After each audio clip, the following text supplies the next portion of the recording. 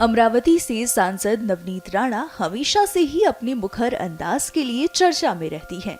इस बीच बुधवार देर रात नवनीत भाजपा की राज्य इकाई के प्रमुख चंद्रशेखर बावनकुले की मौजूदगी में नागपुर में भाजपा में शामिल हुई। वहीं लोकसभा चुनाव 2024 के लिए 7वीं लिस्ट में भाजपा ने महाराष्ट्र की अमरावती सीट से नवनीत कौर राणा को मैदान में उतारा है। इसको लेकर राणा का क्या कहना है, सुनिए।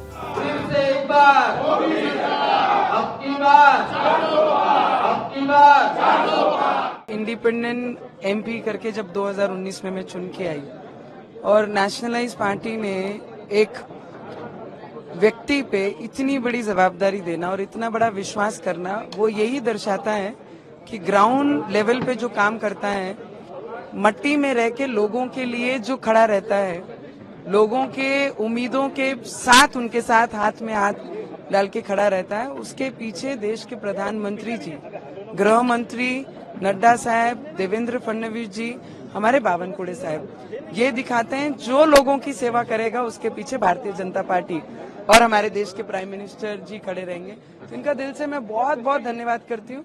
बहुत नहीं हूँ पर आज से इस परिवार में भाजपा में जुड़ी हूँ, तो डेडिकेटेड से, दिल से और जितनी मेहनत होगी उतनी मेहनत करेंगे।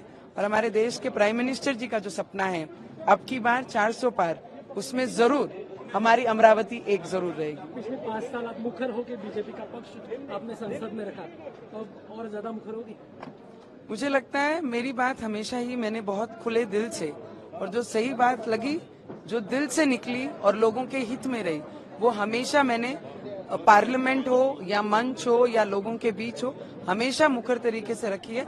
और आने वाले भविष्य में जहां जहां मोदी जी के लिए आवाज तेज करने की बात हो, बुलंद करने की बात हो, 400 पार की बात हो, भाजपा की बात हो, हमारे अमित शाह जी की बात हो, वहां पर नवनीत राणा उसी स्पीड से, बल्कि उससे ज्यादा स्पीड में आपको दिखाई देगी। 5 साल जो मेहनत की है, जो सपोर्ट किया है, उसका आपको फल मिला है आज?